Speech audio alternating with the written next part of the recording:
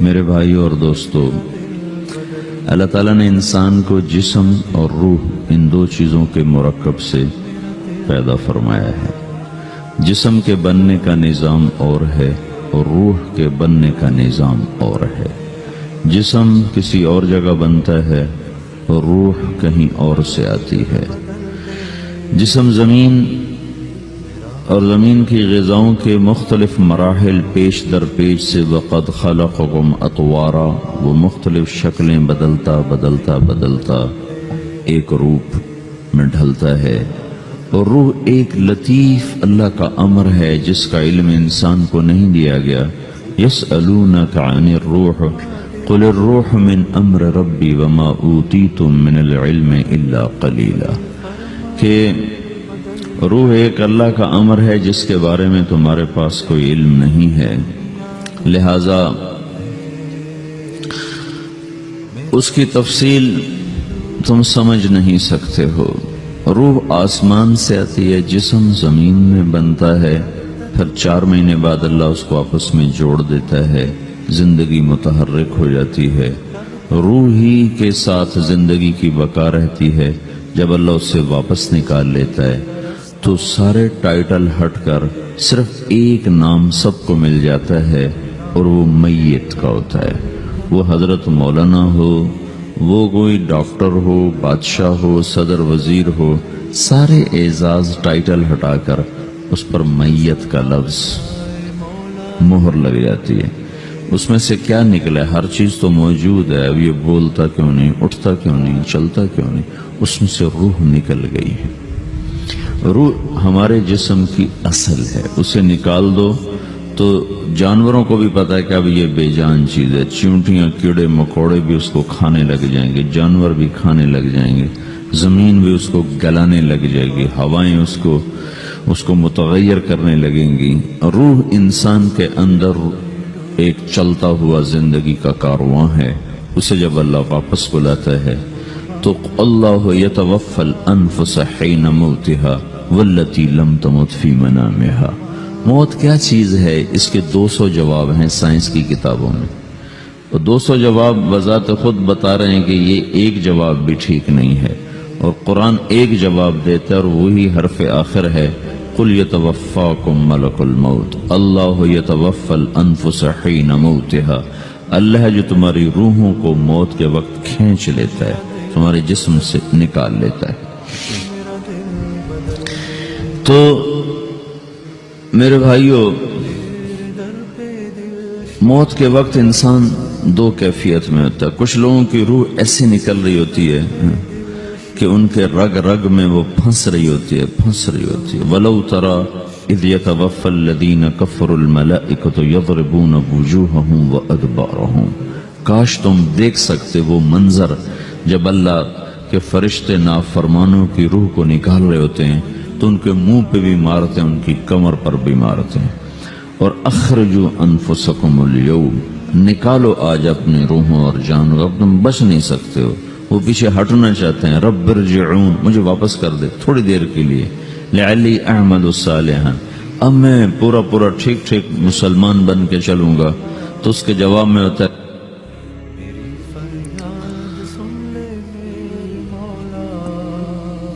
اور حدیث پاک میں آتا ہے کہ ملک الموت اترتا ہے، اس کے ساتھ 4 فرشتے ہوتے ہیں۔ وہ 4 فرشتے آتے اس کی پٹائی شروع کر دیتے ہیں۔ ابھی پرسوں یہ حدیث میں نے پڑھی ابن ماجہ میں کہ ملک الموت کہتا ہے ایتھا النفس الخبیثہ کانت فی الجسد الخبیث، اے خبیث روح جو خبیث جسم میں تھی، اخرج، باہر آؤ۔ اب وہ واپس تو ہو نہیں سکتا، اپنے آپ کو روک تو سکتا نہیں، تو وہ حیران پریشان خوف زدہ، تو اس کے جواب میں اس کو ملک الموت کہتا ابشری بحمیم وغساق وآخر من شکلہ ازواج، تیار ہو جا خوفناک عذاب کے لیے اور کھولتے پانیوں کے لیے، کانٹے دار جھاڑیوں کے لیے، اور بے شمار عذاب کی شکلوں کے لیے۔ تو اس کی روح کو جب کھینچتے ہیں تو رگ رگ سے وہ کٹ کٹ کے نکلتی ہے، تو سارا وجود زیر و زبر ہوتا ہے، سکرات کا درد ساری دنیا کے دردوں پر حاوی ہے۔ جب اس کی روح نکلتی ہے اور اس کو لے کر آسمان پر چلتے ہیں تو دروازے پر پہنچتے ہیں تو اندر سے فرشتے پوچھتے ہیں کون ہے؟ کہتے ہیں فلاں فلاں کا بیٹا ہے۔ کا نفس خبیثہ فی الجسد الخبیث، یہ تو وہی بدماش ہے جو بدماش جسم میں تھا، یہ وہ بدبخت روح ہے جو بدبخت جسم میں تھی، اس کے لیے آسمان کے دروازے نہیں کھل سکتے، اسے واپس کر دیا جائے۔ تو آسمان کے دروازے لا تفتح لهم ابواب السماء ولا يدخلون الجنة حتى يلج الجمل في سم الخياط، کہ ان کے لیے آسمان کے دروازے نہیں کھلیں گے اور ان کے لیے جنت کے دروازے نہیں کھلیں گے، پھر یہ وہاں سے نیچے گرائے جاتے ہیں جو اللہ کا قید خانہ ہے سجین۔ وما ادراک ما سجین کتاب مرقوم، وہ تمہیں خبر نہیں کہ وہ کیا خوفناک قید خانہ ہے جو اللہ تعالیٰ نے بنایا ہے، اسے وہاں دھکیل دیا جاتا ہے۔ پھر قیامت تک اس کے لیے انتظار کی گھڑیاں ہیں اور عذاب کی شدت ہے۔ اور جب کوئی نیک آدمی اللہ تعالیٰ کے دربار میں جانے کا اس کا وقت آتا ہے تو اللہ تبارک و تعالیٰ فرماتے ہیں ان الذین قالوا ربنا اللہ ثم استقاموا تتنزل علیہم الملائکة الا تخافوا ولا تحزنوا وابشروا بالجنة التي كنتم توعدون نحن اولیاؤکم فی الحیاة الدنیا وفی الآخرة ولکم فیہا ما تشتہی انفسکم ولکم فیہا ما تدعون نزل من غفور الرحیم۔ جب کوئی نیک مرد عورت کے جانے کا وقت آتا ہے تو اس کے لیے بھی فرشتے آتے ہیں اور آ کر اس کو خوشخبری دیتے ہیں اور آ کر اس کو تسلی دیتے ہیں کہ آپ غم نہ کریں، پیچھے والے بھی آپ کو مل جائیں گے، آپ خوف نہ کریں، آگے ساری منزلیں آپ کے لیے آسان ہیں، آپ کے لیے جنت بھی تیار ہے، رب بھی مہربان ہے۔ اور حدیث پاک میں آتا ہے کہ ملک الموت اور 4 فرشتے آتے ہیں، وہ 4 فرشتے اس کو سہلاتے ہیں، دباتے ہیں کہ موت کا درد اسے محسوس نہ ہو، اور ملک الموت فرماتے ہیں ایتھا النفس الحمیدہ کانت فی الجسد الحمید اخرجی، اے نیک روح جو نیک جسم میں تھی باہر آؤ، کیا کرو؟ وَأَبْشِرِي بِرَوْحٍ وَرَيْحَانٍ وَرَبٍّ رَاضٍ عَنْكِ غَيْرِ غَضْبَانٍ، آپ کو بشارت ہو آپ کے لیے جنت تیار ہو چکی ہے اور وہاں کی ساری نعمتیں آپ کے لیے میسر ہو چکی ہیں اور اللہ آپ پہ راضی ہو چکا ہے اور اللہ آپ پہ خوش ہو چکا ہے۔ اس پر اس کی روح کو نکالا جاتا ہے، پھر سارے فرشتے اس کو استقبال کے ساتھ جب آسمان پر لے جاتے ہیں تو اندر سے پوچھتے ہیں کون ہے؟ کہ فلاں فلاں کا بیٹا، فلاں فلاں کی بیٹی۔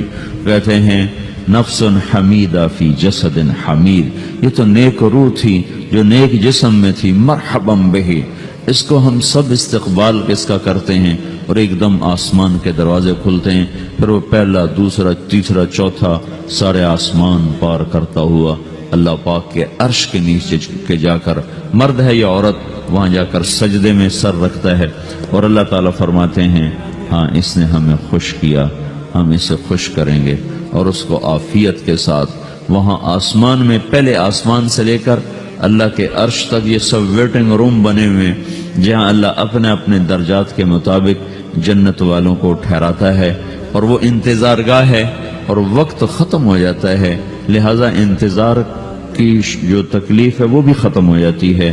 وقت ختم تو انتظار کا احساس ختم اور ٹائم کے گزرنے کا احساس ختم۔ تو جیسے اصحاب کہف کو اللہ نے غار میں داخل کر کے تو غار کے اندر سے وقت کو نکال کے باہر پھینک دیا، باہر 300 سال گزرے، اندر آدھا ہی دن گزرا تھا۔ وہ جب اٹھے ہیں تو وہ 25 برس کا نوجوان 325 سال کا ہو کے نہیں اٹھا، وہ 25 سال کی عمر میں اٹھا ہے، نہ ناخن بڑا ہے، نہ مونچھیں بڑی ہیں، نہ ان کی داڑیاں لمبی ہوئی ہیں، چونکہ تو زندہ تھے، مر نہیں گئے تھے، تو زندہ کے تو بال بھی بڑھتے ہیں، ناخن بھی بڑھتے ہیں، لیکن وہ اس طرح اٹھے کہ 300 برس گزر گئے اور 25 برس کا نوجوان 25 سال کی عمر میں اٹھا ہے، 20 برس کا 20 برس کی عمر میں اٹھا ہے، اور وہ کہنے لگے کم لبثنا، بھائی کتنا ٹھہرے ہیں؟ کہ یومن او بعد یومن، لگتا ہے کوئی دن، آدھا دن ٹھہرے ہیں۔ وہ صحیح کہہ رہے تھے، باہر اللہ تعالیٰ نے وقت کی گھڑی کو چلائے رکھا اور اندر غار میں اس کو سوئچ آف کر دیا، نکال دیا، یہاں وقت کو داخل نہیں ہونے دیا، تو وقت کے گزرنے سے جو بھی اثرات مرتب ہوتے ہیں وہ ان پر مرتب نہیں ہوئے، تو وہ آدھے ہی دن کے بعد اٹھے ہیں، باہر 300 سال، اندر آدھا دن. یہی کچھ اللہ تبارک و تعالی برزخ میں کر دیتا ہے، وقت کو ختم کر دیتا ہے، گزرنے کا احساس نہیں ہوتا ہے. تو اس طرح میرے عزیزو، یہ دو موتیں ہر انسان دیکھتا ہے. جب وہ جنت کے فرشتوں کا استقبال دیکھتا ہے یا جہنم کے فرشتوں کی مار اور پٹائی کو سہتا ہے. رابعہ بصری رحمت اللہ علیہ کا انتقال ہونے لگا تو انہوں نے رات کو فوت ہوئی تو انہوں نے اپنی خادمہ کو بلا کے فرمایا کہ کسی کو بتانا نہیں، جب میں مر جاؤں تو پڑوس میں 2-4 کو بلا کر نا میرا جنازہ پڑھوا دینا، اور جس کرتے میں تہجد پڑھتی تھی وہی میرا کفن بنا دینا، اور صبح بے شک لوگوں کو بتا دینا، میرے مرنے کے بعد میری میت کو رکھنا نہیں، فوراً دبا دینا. تو جب ان کا انتقال ہوا تو انہوں نے پڑوس کے 2-4-10-20 آدمی بلائے اور ان کو تدفین تجہیز سب کچھ ہو گئی. صبح شور مچا کہ وہ رابعہ بصری کا انتقال ہو گیا. تو اگلے دن وہ خواب میں اس خادمہ کو ملی اور کہا بیٹی تیری بڑی مہربانی، تو نے میری وصیت کے مطابق عمل کیا. اس نے دیکھا کہ انہوں نے ایک خوبصورت سبز لباس پہنا ہوا ہے. تو وہ فرمانے لگی، انہوں نے سوال کیا کہ آپ کے ساتھ قبر میں کیا ہوا؟ تو وہ کہنے لگی کہ میرے پاس منکر نکیر آئے تھے اور مجھ سے کہنے لگے من رب کی، تیرا رب کون ہے؟ تو میں نے کہا سبحان اللہ، 40 برس جس کو میں نہ بھولا سکی اس کو 4 ہاتھ زمین میں آ کے میں بھول جاؤں گی. ان کا 42 برس کی عمر میں انتقال ہوا. تو وہ کہنے لگے سبحان اللہ، جس کو میں 40 برس نہ بھولا سکی میں اسے 4 ہاتھ زمین کے اندر آ کے بھول جاؤں گی. تو منکر نکیر کہنے لگے اس کا کیا حساب لینا؟ پھر انہوں نے پوچھا کہ وہ آپ کا وہ کرتا کہاں گیا تہجد والا جس میں آپ کو کفن دیا تھا؟ کہ وہ اللہ نے مجھ سے لے لیا ہے اور میرے اعمال کے خزانے میں رکھ دیا ہے. قیامت کے دن میرا وہ کرتا بھی میرے ترازو میں تولا جائے گا اور مجھے یہ لباس پہنایا ہے جو جنت کا لباس ہے. یہ بھی ایک موت ہے. اس طرح بھی لوگ مرتے ہیں. اور دوسری بھی ایک موت ہے. ہمارے علاقے کی بتا رہا ہوں، اپنے علاقے کی. ایک زمیندار مر گیا، اس کی قبر کھودی، ساری بچھوؤں سے بھری ہو، ایسے جیسے چیونٹیاں پھر رہی ہوتی. تو انہیں وہ بند کر کے دوسری کھودی، ساری بچھوؤں سے بھری ہوئی. پھر وہ بند کر کے تیسری کھودی، ساری بچھوؤں سے بھری ہوئی. قبرستان میں اتنے بچھو کہاں سے آ گئے؟ یہ زمین کے بچھو نہیں ہے، یہ آخرت کی بلائیں ہیں جس کے ساتھ اب اس سے قیامت تک رہنا ہے اور گزارا کرنا ہے. تو یہ 2 طرح کی موتیں روزانہ لوگ مرتے ہیں، روزانہ لوگ مرتے ہیں. جب نماز کا وقت ہوتا ہے ملک الموت ساری دنیا کا چکر لگاتا ہے اور دیکھتا ہے کون پڑھ رہا ہے کون نہیں پڑھ رہا، کون پڑھ رہا ہے کون نہیں پڑھ رہا. جو نماز کی پابندی کرتا ہے اس کی موت آسانی سے ہوتی. جو نماز میں غفلت کرتا ہے اس کے ساتھ موت کے وقت شدت اور سختی اختیار کی جاتی. تو بھائیو، یہ ایک جسم ہے، ایک روح ہے. روح باقی رہنے والی چیز ہے، جسم مٹ جاتا ہے، پھر اللہ سے قیامت کے دن نیا جسم عطا فرمائے گا، ایک نیا جسم دیا جائے گا. روح وہی ہے جو اللہ کے خزانوں میں جمع ہو جاتی ہے. نافرمان کی سیاہ کالی روح ہوتی ہے، فرما بردار کی روشن چمکدار روح ہوتی ہے. تو اللہ نے کچھ تقاضے جسم کے رکھے ہیں اور کچھ روح کے رکھے ہیں. جسم کے تقاضے پورے نہ کرو تو یہ پریشان ہو جاتا ہے، روح کے تقاضے پورے نہ کرو تو یہ پریشان ہو جاتی ہے. روح کی پریشانی جسم سے زیادہ ہے، چونکہ روح کی طاقت جسم سے زیادہ ہے. جسم مٹی سے بنا ہے، اس کی غذا بھی مٹی سے نکلتی ہے. روح آسمان سے ہے، اس کی غذا بھی آسمان سے ہے. روح کا تعلق جب تک اللہ سے نہیں جڑتا اس سے بھوک اور پیاس لگتی رہتی ہے. جسم کو جب تک روٹی اور پانی نہ ملے یہ تڑپتا اور پریشان رہتا ہے. جیسے اللہ تعالیٰ نے ہمارے جسم میں روٹی اور پانی کی طلب کو بے ساختہ رکھ دیا ہے. میں بیان کے دوران بھی پانی پی رہا ہوں، آپ دیکھ رہے ہیں کہ میرا حلق سوکھ جاتا ہے، مجھے طلب محسوس ہوتی ہے پانی. حلق سوکھتا ہے پانی کی طرف بھاگتے ہیں، بھوک لگتی ہم روٹی کی طرف بھاگتے ہیں. یہ ایک ایسا اندر میں آٹومیٹک سسٹم ہے کہ ہم اس کو آف نہیں کر سکتے. یہ سوتے سوتے بھی بھوک کی وجہ سے آنکھ کھل جاتی، سوتے سوتے پیاس کی وجہ سے آنکھ کھل جاتی ہے. یہ ایسا خود اللہ تعالیٰ نے ساختہ نظام بنایا ہے کہ آپ اپنے جسم میں روٹی اور پانی کی طلب کو نہیں نکال سکتے. میرے عزیزو، ٹھیک اسی طرح اللہ نے انسانی روح میں اپنی طلب رکھ دی ہے. اور اپنے رسول کی طلب رکھ دی ہے۔ یہ دو طلب ایسی ہیں کہ یہ آپ کے جسم روح سے نکل نہیں سکتی۔ جیسے بھوکا روٹی نہ کھا لے، پیاسا پانی نہ پی لے، اسے چین نہیں آ سکتا، وہ روح جو اللہ اور اس کے رسول سے نا آشنا ہے، جب تک وہ وہاں تک پہنچ نہیں جاتی اسے چین نہیں آ سکتا، اس کا اندر پریشان رہے گا۔ 1997 میں جب جنید جمشید سے میری پہلی ملاقات ہوئی تو اس نے مجھ سے یہ سوال کیا کہ مولوی صاحب، ایک پاکستانی نوجوان جس گلیمر کو خوابوں میں دیکھتا ہے، وہ گلیمر تو مجھے زندگی میں ویسے ہی حاصل ہے، میرے چاروں طرف زندگی کا رقص ہے، اور میری زندگی کی ہر خواہش، ہر تمنا پوری ہے، اس کے باوجود میرے اندر اندھیرا ہے، میرے اندر خلا ہے، مجھے لگتا ہے میں وہ کشتی ہوں جس کا کوئی ساحل نہیں، جس کی کوئی سمت نہیں، www.dasquran.com۔ ایسا نہیں ہونا چاہیے۔ ایک عام لڑکا تو کہتا ہے ہائے کاش یہ ہوتا، اس کو وہ نہیں ہو رہا تو پھر وہ پریشان ہے، ہائے یہ ہوتا، ہائے وہ ہوتا۔ تو میں تو ہائے نہیں کرتا ہوں، میری تو ہر لذت اور خواہش میرے سامنے تشتری میں سجا کے پیش کی جا رہی، میں کیوں ایسا کر رہا ہوں؟ میں ہائے ہائے کیوں کر رہا ہوں؟ میرا اندر ویران کیوں ہے؟ میرے اندر میں خلا کیوں ہے؟ یہ وہی خلا ہے کہ وہ روح کی پیاس کو شراب میں بجھانا چاہتا ہے، وہ روح کی پیاس کو لڑکی میں بجھانا چاہتا ہے، وہ روح کی پیاس کو موسیقی سے بجھانا چاہتا ہے، وہ روح کی پیاس کو دنیا کی رعنائیوں میں 5 سٹار ہوٹلوں سے بجھانا چاہتا ہے۔ روح کیا جانے روٹی کیا ہے، شراب کیا ہے، پانی کیا ہے، عورت کیا ہے، موسیقی کیا ہے، گھنگرو کیا ہے، پائل کیا ہے، چھنکار کیا ہے، روح کو ان چیزوں کی کیا خبر؟ امریکہ میں ہماری ایک جماعت تھی تو 4 لڑکے 2 لڑکیاں، 4 لڑکیاں 2 لڑکے مسلمان ہیں۔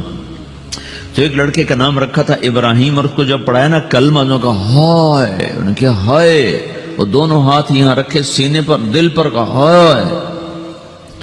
تو ہمارے ساتھی ہیں ڈاکٹر اختر، وہ کہنے لگے کیا ہوا کیا ہوا؟ کہنے لگا جب سے ہوش سنبھالا یہ جگہ خالی تھی، یہ تیرے کلمہ پڑھانے پر بھر گئی ہے کہ میری خوشی سے ہائے نکل گئی۔ یہ جگہ خالی رہے گی، یہاں شراب نہیں پہنچ سکتی، یہاں نغمہ اور موسیقی نہیں پہنچ سکتی، یہاں تالے لگے ہوئے ہیں، یہاں تک کوئی آواز نہیں جا سکتی۔ دل کے تاروں پر ایک ہی نغمہ چڑھ سکتا ہے، اور وہ اللہ کی یاد کا ہے، اور اللہ کی محبت کا ہے، اور اللہ کے رسول کی محبت کا ہے۔ باقی کوئی مضراب ایسا نہیں جو ان تاروں کو چھیڑ سکے، باقی کوئی چیز، آواز ایسی نہیں جو دل کی دنیا پر جا کر دستک دے سکے۔ یہاں بند دروازے ہیں، یہاں صرف اللہ پہنچے گا، اللہ کے رسول کا تعلق پہنچے گا، باقی کوئی چیز یہاں نہیں جا سکتی۔